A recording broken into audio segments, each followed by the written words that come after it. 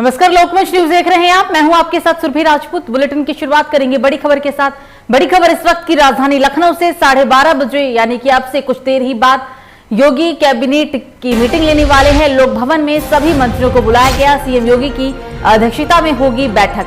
राज्य मंत्री, स्वतंत्र प्रभार और कैबिनेट मंत्री भी इस पूरे बैठक में बुलाए गए हैं। तो इस वक्त की बड़ी और अहम खबर राजधानी लखनऊ से 12:30 पर कैबिनेट की बैठक होने वाली है। लोक भवन में सभी मंत्रियों को बुलाया गया। सीएम योगी की अध्यक्षता में ये बैठक होगी। राज्य मंत्री, स्वतंत्र प्रभार, कैबिनेट मंत्री भी बुलाए गए।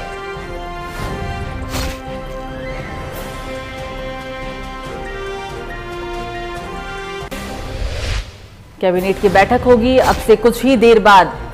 12:30 बज चुके हैं। 12:30 पर यह बैठक होनी थी, यानी कि अब कुछ ही देर में ये बैठक शुरू होने वाली है। लोक भवन में सभी मंत्रियों को बुलाया गया। सीएम योगी की अध्यक्षता में ये बैठक होगी। राज्य मंत्री, स्वतंत्र प्रभार, कैबिनेट मंत्री भी बुलाए गए। कैबिनेट मंत्री भी इस बैठक के अंदर रहेंगे मौजूद।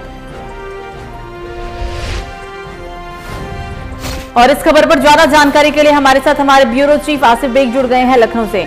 आसिफ, 12:30 पर बैठक होनी थी, 12:33 हो चुकी है। क्या बैठक शुरू हो गई है या फिर अभी कुछ और समय लगेगा बैठक की शुरुआत होने में? आसिफ जी बिल्कुल, शुरू में बता दूं कि लोक भवन में जो बैठक आयोजित की गई।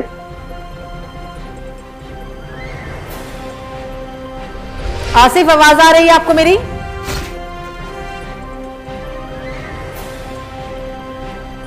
आसिफ, क्या आप मुझे सुन पा रहे हैं?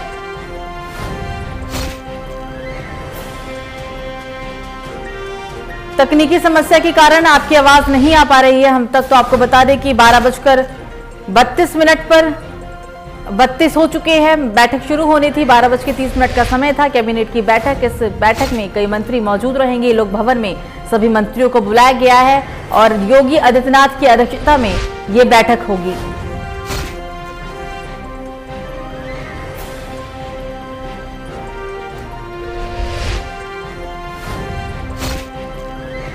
लोक भवन में सभी मंत्रियों को बुलाया गया। इस बैठक में राज्य मंत्री, स्वतंत्र प्रभार, कैबिनेट मंत्री भी बुलाए गए हैं। इस बैठक के अंदर सभी मंत्री मौजूद रहेंगे और कई अहम फैसले बैठक के दौरान लिए जा सकते हैं।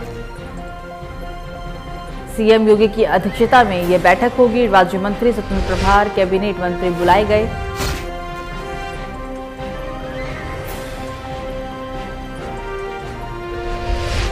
और एक बार फिर से हम अपने ब्यूरो चीफ से संपर्क साधने की कोशिश करते हैं। आसिफ, क्या आप मुझे सुन पा रहे हैं? जी सुरभि। जी आसिफ, बैठक शुरू हो गई है, ज्यादा अपडेट बताएं। जी बिल्कुल, सुरभि, बैठक यूपी सीएम योगी आदित्यनाथ के अध्यक्षता में शुरू कर दी गई है और इसमें सभी राज्य मंत्री, स्वतंत्र प्रभार और कैबिनेट मंत्री जो है शामिल हुए हैं। और तो बैठक जो है पूरी तरह गोपनीय रखी गई है। हालांकि जो है अभी पत्रकारों से जो है कोई जो है बात नहीं की गई। फिलहाल जिस तरह से यह मीटिंग की गई है, अचानक यह बैठक बुलाई गई है और यूपी सीएम ने खुद बुलाई है। कयास लगाया जा रहा है कि जिस तरह से जो है यूपी में जो है कुछ मंत्री और कुछ विधायक भी नाराज थे सरकार से और इन्हें मनाने की कोशिश भी की गई थी। और वही दूसरी तरफ जो है एक जो है जांच दल भी यूपी पहुंचा था। तो कुल मिलाकर यह बैठक जो है सभी पहलुओं पर जो है जिसमें इसमें राय मशवरा किया जाएगा, विचार विमर्श किया जाएगा। साथ ही साथ यूपी सीएम जो है विकास को लेकर भी काफी चिंतित है, जिस पर भी जो है काफी मंत्रणा होगी और आपस में राजकुमारी भी की जाएगी। वही सूत्रों का यह भी कहना है कि यूपी सीएम जो है अब जो है यूपी चुनाव की भी कमान संभालेंगे और यही मुखिया रहेंगे। तो जिस तरह से जो है लगातार जो है बीजेपी में बैठक का दौर चल रहा है, इससे कहीं न कहीं यह लग रहा है कि जो अंदर खाने से खबर आ रही थी उसको ठीक ठाक करने के लिए ही यह बैठक बुलाई है गई है। साथ ही साथ जो है यूपी में लॉ एंड ऑर्डर जो बीच में गड़बड़ हुआ था उसको भी ठीक करने के लिए जो है बैठक बुलाई गई थी। साथ ही साथ कई मंत्रियों पर भी आरोप लगे थे और जिसको लेकर विपक्ष लगातार हमलावर भी हो रहा है। बात करेगा शिक्षा मंत्री की, तो शिक्षा मंत्री पर भी गंभीर आरोप लगे थे, जिसकी जांच भी चल रही। तो जिस तरह से यह जांच जो है बुलाई या बैठक बुलाई गई है, इसको लेकर तमाम कयास भी लगाए जा रहे हैं। फिलहाल जिस तरह से जो है हाल ही मुस्तबिल दिखाने की कोशिश यूपी में की जा रही है। और अभी तक कोई बयान भी जो है मंत्रियों का नहीं आया है, क्योंकि जो दिल्ली की टीम, बीजेपी की टीम पहुंची थी, वह काफी जो है गहराई से छानबीन कर रही थी। और उसके बाद जो है UP CM Yogi Adityanath PM Narendra Modi से भी मिले थे और बीजेपी के कद्दावर पदाधिकारी जेपी नड्डा से भी मिले थे। करीब 7 लोगों से मुलाकात हुई और उसमें सभी ने भी राय दी। और जो यूपी में जो स्थिति गड़बड़ाई है बीजेपी की, पंचायत चुनाव में भी काफी जो है बीजेपी गड़बड़ हो गई थी, उनके पदाधिकारी भी चुनाव हार गए थे, कई विधायकों के जो है रिश्तेदार और परिजन भी पंचायत चुनाव में हार गए थे। इस पर भी काफी मंत्रणा के लिए यह बैठक बुलाई गई है। और साथ ही साथ आपको बता दूं कि जिस तरह से जो है अब यूपी सीएम लगातार बैठक कर रहे हैं, साथ ही साथ जो है लगातार जो है मंत्रियों और विधायकों के संपर्क में आ रहे हैं। कहीं न कहीं जो है यह दिल्ली नेतृत्व के निर्देश के बाद जो है अब यूपी सीएम जो है काफी जो है एक्टिव नजर आ रहे हैं। इस पर भी विचार विमर्श होना है। फिलहाल देखने वाली बात यह होगी कि जिस तरह से यह मीटिंग चल रही उसके बाद जो है क्या बयान आता है और क्या कुछ कहना रहता है और क्या रणनीति बनती है, इस पर भी आगे की बात। बिल्कुल आसिफ, तमाम जानकारी के लिए आपका शुक्रिया। तो बैठक शुरू हो चुकी है, लोक भवन में सभी मंत्रियों के साथ ये बैठक चल रही है। सीएम योगी की अध्यक्षता में ये बैठक है जिसमें राज्य मंत्री, स्वतंत्र प्रभार और तमाम कैबिनेट मंत्री मौजूद हैं।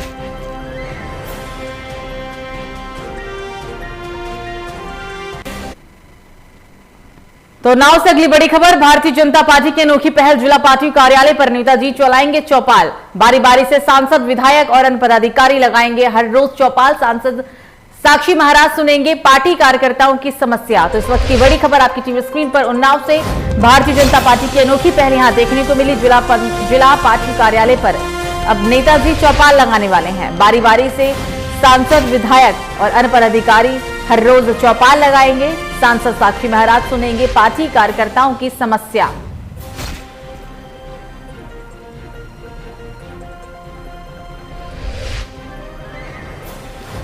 और इस खबर पर ज्यादा जानकारी के लिए हमारे साथ हमारे संवाददाता भानु चंडेल जुड़ गए हैं।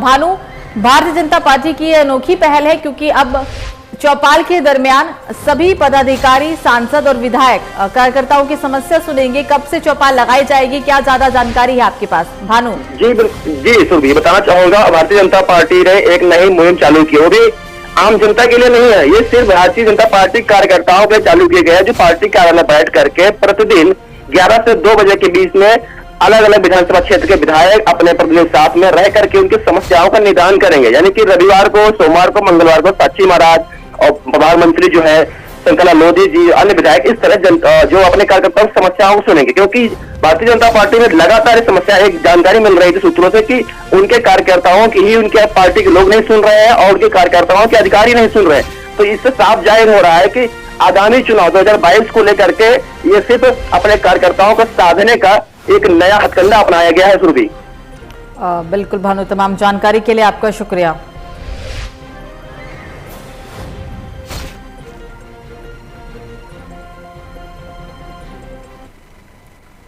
तो बस्ती से अगली बड़ी खबर, जिला पंचायत अध्यक्ष की रेस में आगे चल रहे हैं संजय चौधरी। भाजपा के पुराने नेता है संजय चौधरी। 2007 में भाजपा ने संजय चौधरी को रुद्रौली विधानसभा से टिकट दिया था। संजय प्रताप जायसवाल के साथ सीएम योगी आदित्यनाथ से मिले हैं संजय चौधरी। तो इस वक्त की बड़ी खबर आपकी टीवी स्क्रीन पर बस्ती से, जहां जिला पंचायत अध्यक्ष की रेस में सबसे आगे है संजय चौधरी का नाम। भाजपा के पुराने नेता है, भाजपा के दिग्गज नेताओं में इनका नाम शुमार है और 2007 में भाजपा ने संजय चौधरी को रुद्रौली विधानसभा से टिकट भी दिया था। संजय प्रताप जायसवाल और सीएम योगी के साथ संजय चौधरी ने मुलाकात भी की। तो यूपी विधानसभा चुनाव की तैयारी जोरों शोरों से है। जिला पंचायत अध्यक्ष की रेस में सबसे आगे जिस नेता का नाम आया है वो है संजय चौधरी। भाजपा के पुराने नेता है और भाजपा के दिग्गज नेताओं में उनका नाम आता है। 2007 में भाजपा ने संजय चौधरी को रुद्रौली विधानसभा से टिकट भी दिया था और अब संजय प्रताप जायसवाल के साथ उन्होंने सीएम योगी से भी मुलाकात की है।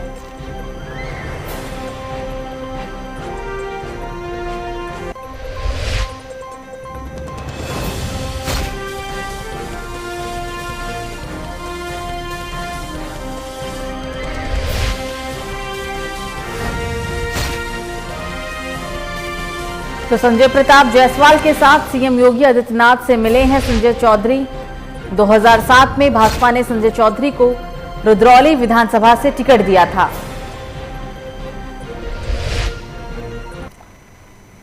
तो बुलंदशहर में राशन की दुकान पर हंगामे का वीडियो हुआ वायरल। कोटेदार पर कम राशन देने का लगा आरोप। डीलर और कार्ड धारकों के बीच होती रही नोकझोंक। डीलर की दुकान पर हंगामे का वीडियो तेजी से हो रहा वायरल। तो बुलंदशहर से इस वक्त की बड़ी खबर, डीलर की दुकान पर हंगामे का वीडियो सोशल मीडिया पर तेजी से वायरल हुआ। बुलंदशहर में राशन की दुकान पर हंगामे का वीडियो वायरल हो रहा है। कोटेदार पर कम राशन देने का आरोप लगाया गया है। डीलर और कार्ड धारकों के बीच नोकझोंक भी हुई।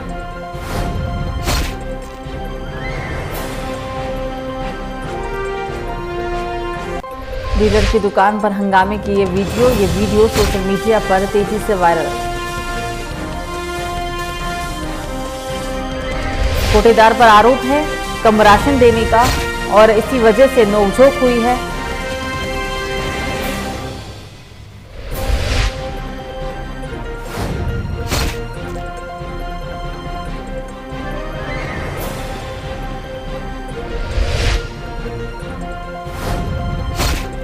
तो बुलंदशहर में राशन की दुकान पर हंगामे का वीडियो सोशल मीडिया पर वायरल हुआ है। कोटेदार पर कम राशन देने का डीलर और कार्ड धारकों के बीच नोकझोंक हुई। डीलर की दुकान पर हंगामे का वीडियो तेजी से वायरल हुआ।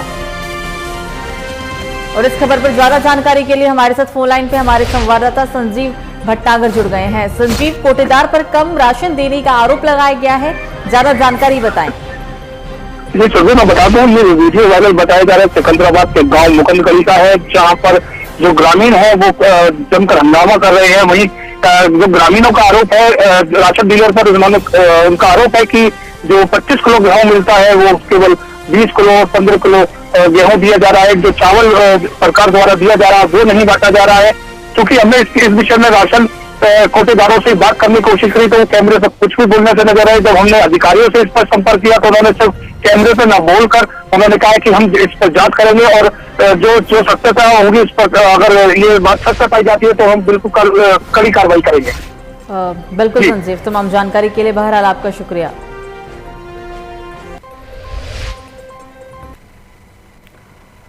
तो ग्रेटर नोएडा से इस वक्त की बड़ी खबर, गंगा नहर में नहाने गए 18 वर्षीय युवक की डूबने से हुई मौत। गर्मी की वजह से नहर में नहाने के लिए गए थे 4 युवक। कुणाल के शव की तलाश में जुटे हैं गोताखोर। परिवार में मचा है कोहराम। इस वक्त की बड़ी और दर्दनाक खबर आपकी टीवी स्क्रीन पर। गंगा नहर में नहाने गए 18 वर्षीय एक युवक की जान चली गई। गर्मी की वजह से नहर में नहाने के लिए 4 युवक गए थे। कुणाल के शव की तलाश गोताखोर कर रहे हैं और इस घटना के बाद परिवार में कोहराम मच गया है। गर्मी के कारण 4 युवक गंगा नहर में नहाने के लिए गए थे, लेकिन एक युवक की डूबने के कारण मौत हो गई। इस घटना के बाद परिवार में कोहराम मच गया। हालांकि मृतक के शव की तलाश गोताखोर कर रहे हैं।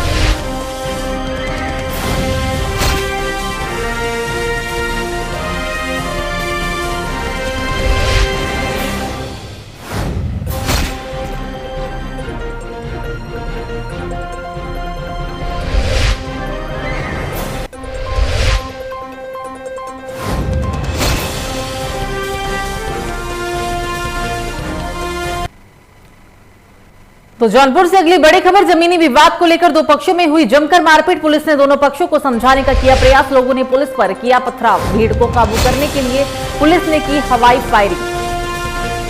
तो जौनपुर के अंदर जमीनी विवाद को लेकर 2 पक्षों में जमकर मारपीट हुई है और इस मारपीट के बाद जब पुलिस इस घटनाक्रम को लेकर घटनास्थल पर पहुंची तो वहां पर मौजूद लोगों ने ही पुलिस पर पथराव करना शुरू कर दिया। लोगों ने पुलिस पर पथराव किया है। भीड़ को काबू करने के लिए पुलिस ने हवाई फायरिंग की।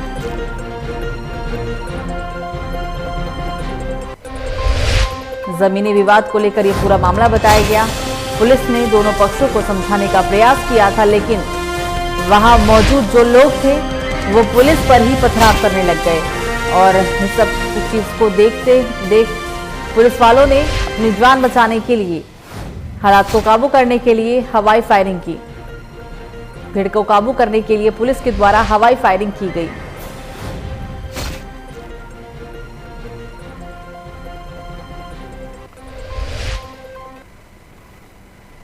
तो कानपुर से बड़ी खबर, दिन दहाड़े बदमाशों ने लूट की घटना को दिया अंजाम। बदमाशों ने बाइक सवार का रास्ता रोककर लाठी डंडों से की है पिटाई। बदमाशों ने घायल की जेब से सोना और आभूषण लेकर हुए फरार। पुलिस ने बाइक सवार को उपचार के लिए जिला अस्पताल में भर्ती कराया। तो कानपुर से इस वक्त की बड़ी खबर, दिन दहाड़े युवक को लूट लिया गया। बदमाशों ने बाइक सवार का रास्ता रोककर उससे पहले लाठी डंडों से पीटा और उसके जेब में जो सोने के जेवरात थे वो लेकर फरार हो गए। हालांकि इस घटना के बाद मौके पर पहुंची पुलिस ने घायल को जिला अस्पताल के अंदर भर्ती कराया है। पूरा मामला यूपी के कानपुर से।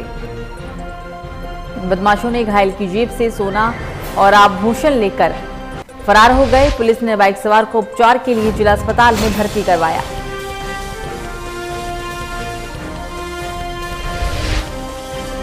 बेखौफ बदमाश, यूपी के कानपुर में दिन दहाड़े युवक को लूट लिया गया। बाइक सवार बदमाश का रास्ता रोककर उसे लाठी डंडों से जमकर पीटा गया है।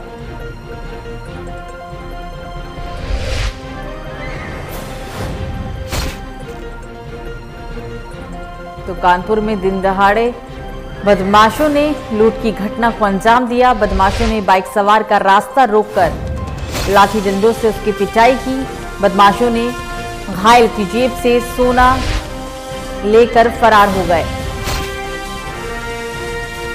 और इस खबर पर ज्यादा जानकारी के लिए हमारे साथ फोन लाइन पे हमारे संवाददाता विपिन फोन लाइन पे जुड़ गए हैं। विपिन, पूरा मामला बताएं और पुलिस के द्वारा की गई कार्रवाई को बताएं। विपिन, आपको बताना चाहूंगा सुरभि, पूरा मामला कानपुर का है, जहां आप देख सकते हैं दिन दहाड़े जो बदमाशों के हौसले किस तरह से बुलंद हैं। कहीं ना कहीं आप विजुअल्स में देख सकते हैं, पहले गोली मारते हैं, फिर उनका जो है पैसा जो है 2 लाख वो छीन के ले जाते हैं। और पुलिस का ढुलमुल रवैया, कहीं ना कहीं पूरा लचर रवैया वो कानपुर में देखने को मिल रहा है, जिससे जो है पीड़ित जो है दर दर भटक रहे हैं और बहुत ही परेशान है। सुरभि, बिल्कुल विपिन, तमाम जानकारी के लिए आपका शुक्रिया।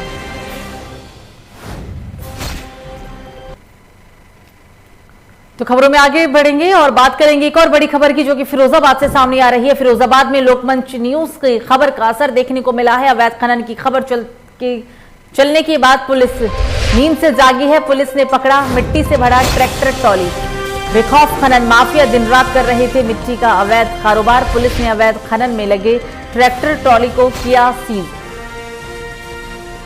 तो फिरोजाबाद के अंदर लोकमंच की खबर का हुआ बड़ा असर। अवैध खनन की खबर चलने के बाद पुलिस नींद से जागी।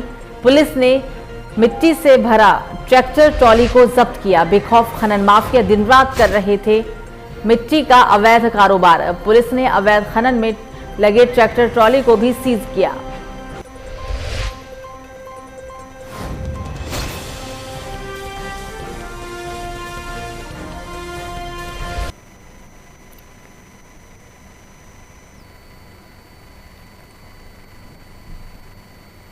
तो अवैध खनन की खबर को लोकमंच न्यूज ने प्राथमिकता से दिखाया था। खबर का असर अब देखने को मिला।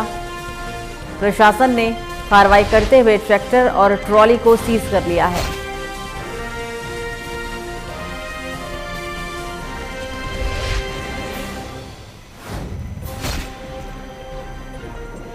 तो अवैध खनन की खबर चलने के बाद पुलिस की नींद टूटी। पुलिस ने पकड़ा मिट्टी से भरा ट्रैक्टर ट्रॉली। बेखौफ खनन माफिया दिन रात कर रहे थे मिट्टी का अवैध कारोबार। पुलिस ने अवैध खनन में लगे ट्रैक्टर ट्रॉली को सीज किया।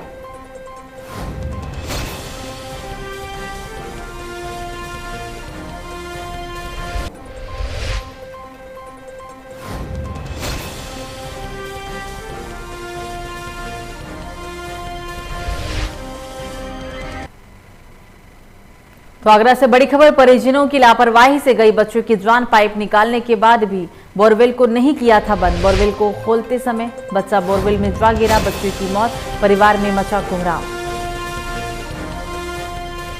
तो परिजनों की लापरवाही के कारण एक मासूम की जान चली गई।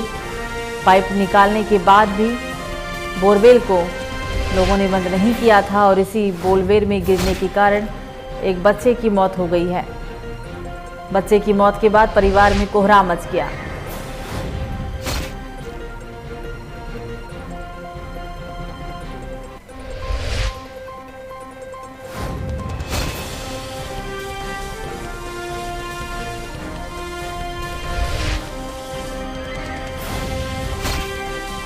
बोरवेल को खोलते समय बच्चा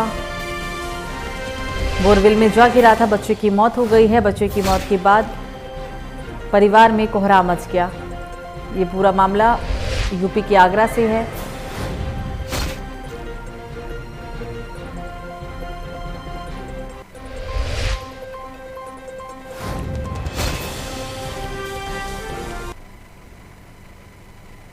तो बांदा में जिला अस्पताल में भर्ती युवक ने चिल्लाकर बताया, मुझे मारी गई गोली। डॉक्टरों ने बताया है कि घायल अवस्था में युवक को लाया गया था। गंभीर होने पर युवक को कानपुर कराया गया भर्ती। तो बांदा के अंदर जिला अस्पताल में भर्ती युवक ने चिल्लाकर कहा है कि मुझे गोली मारी गई। डॉक्टरों का कहना है कि घायल अवस्था में इस युवक को जिला अस्पताल के अंदर ले जाया गया था, लेकिन हालत गंभीर होने के बाद युवक को कानपुर रेफर कर दिया गया।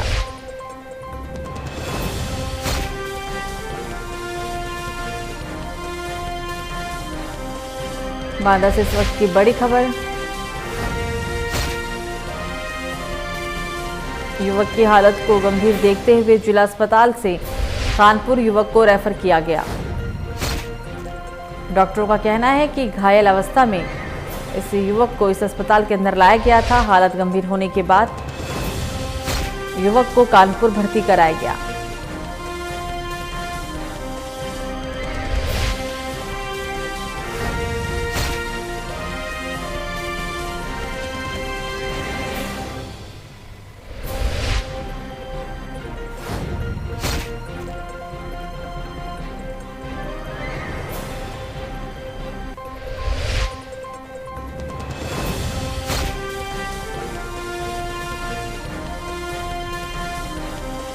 तो जिला अस्पताल में भर्ती इस युवक ने खुद चिल्लाकर कहा है कि मुझे गोली मारी गई। डॉक्टरों का कहना है कि घायल अवस्था में युवक को अस्पताल के अंदर लाया गया था और हालत गंभीर होने के बाद युवक को कानपुर रेफर किया गया।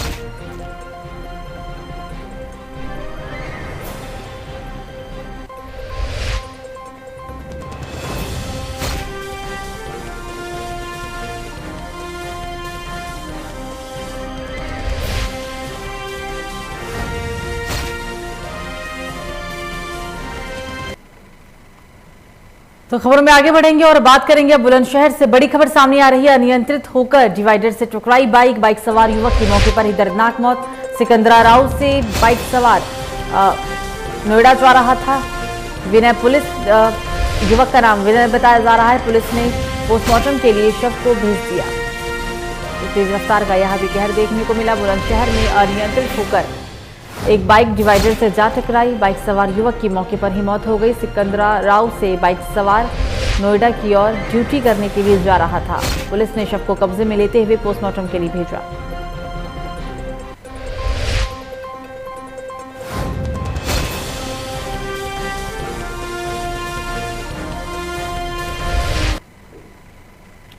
तो खबरों में आगे बढ़ेंगे और अब बात करेंगे अगली बड़ी खबर की। अगली बड़ी खबर भी बुलंदशहर से ही सामने आ रही है, जहां आम के बाग में युवक ने जहर खाकर दी जान। पुलिस ने पोस्टमार्टम के लिए भेजा शव।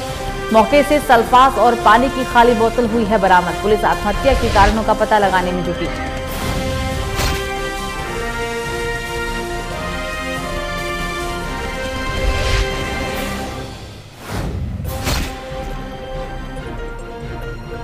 तो बुलंदशहर के अंदर आम के बागान में युवक ने जहर खाकर आत्महत्या कर ली। पुलिस घटना की जानकारी मिलते ही मौके पर पहुंची पुलिस ने शव को पोस्टमार्टम के लिए भेज दिया है। आपको बता दें कि इस दौरान घटनास्थल से पुलिस को पानी की खाली बोतल और सल्फास की गोली मिली है।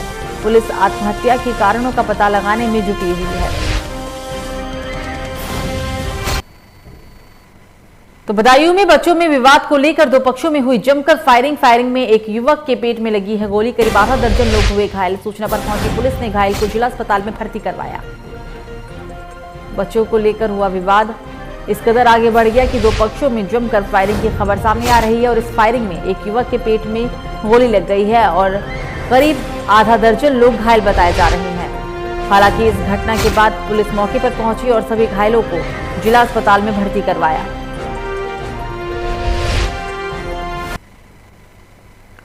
तो एक और बड़ी खबर बुलंदशहर से ही, जहां कार सवार युवकों को बोलेरो सवार हमलावरों ने मारी गोली। कार को ओवरटेक करके हमलावरों ने आगे लगा दी बोलेरो कार। चश्मदीद के मुताबिक हमलावरों ने कार पर किए थे 2 फायरिंग। पुरानी रंजिश को लेकर किया गया था हमला। हमलावरों की तलाश में जुटी है पुलिस। पुरानी रंजिश को लेकर ये पूरा घटनाक्रम सामने आया है, जहां कार सवार युवकों को बोलेरो सवार हमलावरों ने गोली मार दी। कार को ओवरटेक करके हमलावरों ने आगे लगा दिया और फिर गोली मारी गई। चश्मदीद का कहना है कि हमलावरों ने कार पर 2 फायरिंग किए थे। पुरानी रंजिश को लेकर किया गया था हमला। हमलावरों की तलाश में जुटी पुलिस।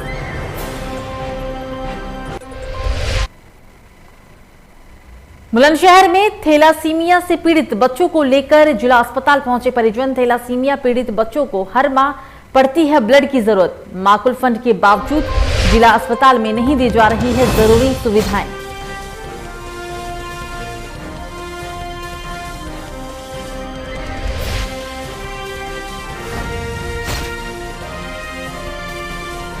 तो बुलंदशहर में बच्चों को हर महीने खून की जरूरत पड़ती है। माकुल फंड के बावजूद भी जिला अस्पताल में जरूरी सुविधाएं नहीं है। बुलंदशहर के अंदर थैलासीमिया से पीड़ित बच्चों को जिला अस्पताल में भर्ती कराया गया है। थैलासीमिया पीड़ित बच्चों को हर महीने खून की जरूरत पड़ती है, लेकिन इस अस्पताल को माकुल फंड दिया जाता है, लेकिन फिर भी जिला अस्पताल में जरूरी सुविधाएं उपलब्ध नहीं है।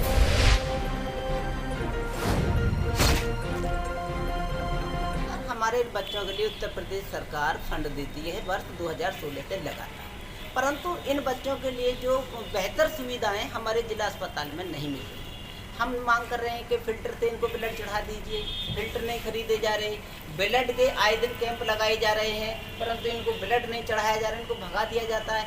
कुछ बच्चे ऐसे हैं कि अपने घर पे ही ब्लड लगाने पर मजबूर। आज आपने क्या मांग करी? आज हम डीएम साहब से मांग करेंगे कि जो रक्त शिविर लगे वो सरकारी अस्पताल में लगे, इन बच्चों को रक्त मुहैया कराया जाए और जो सरकार द्वारा इनको फंड दिया गया है उसका लाभ इन बच्चों को दिया जाए। सर मेरे बेटे को थैलेसीमिया है, थैलेसीमिया मेजर, और सर पिछले 1 साल से मैं अपने बेटे को इधर खुर्जा ब्लड लगवा रही हूँ, लेकिन मुझे क्या है सिर्फ ब्लड दे रही हूँ और ब्लड लग रहा है वो, उसके अलावा कोई ट्रीटमेंट मेरे को नहीं मिल रहा है मेरे बेटे के लिए, जिसकी वजह से मेरे बेटे की कंडीशन डाउन होती जा रही है दिन पर दिन। उसको पेट से समस्या, उसकी हाथ पैरों में उसके दर्द रहना, कुछ ना कुछ उसको प्रॉब्लम चली रही है। जैसा कि हमारे उधर नर्सिंग हो, हम उधर ब्लड करवाते हैं, कुछ मेरा सुनता नहीं, बिना पैसे के कुछ काम नहीं करता है, पैसे नहीं काम करता है और ब्लड ले जाते सब मना करते हैं। मैंने ब्लड सर कई जगह घूम लिया, कोई काम नहीं करता है। नो पहले डोनर लाइए, जब आपको ब्लड मिलेगा, देखिए आपको डोनर नहीं मिलेगा। अच्छा, पहले आपने कभी अधिकारियों से इस चीज़ को लेकर शिकायत की है? नहीं, मैंने कभी कोई क्या था कि कोई हमारी बात सुनते नहीं है। तो कानपुर के हाईलाइट अस्पताल में हुए घोटाले को दबाने में जुटे हैं जिम्मेदार। मुर्दों को लगाए गए थे रेमडेसिविर इंजेक्शन। नर्सिंग स्टाफ से मरीज की मौत के बाद स्टोर से लिए थे इंजेक्शन। आरोपी फार्मासिस्ट को बचवाने के लिए दागी चीफ फार्मासिस्ट को जांच टीम में शामिल किया गया। चीफ फार्मासिस्ट राजेंद्र पटेल को जांच टीम ने किया है शामिल। इंजेक्शन बाजार में महंगे दाम पर बेचे जाने की आशंका भी जताई गई। मुख्यमंत्री कार्यालय से घोटाले का संज्ञान लेने पर मामले की जांच हो रही है।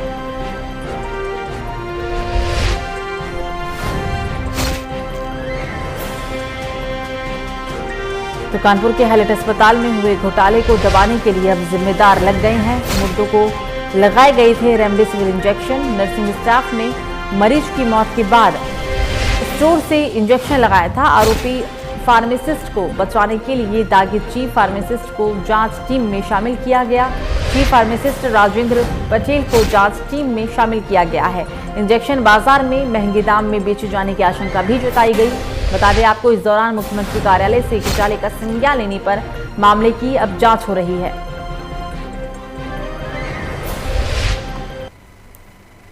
तो फिलहाल बुलेटिन में मुझे दीजिए इजाजत। लोकमंच न्यूज पर खबरों का सिलसिला जारी रहेगा। नमस्कार।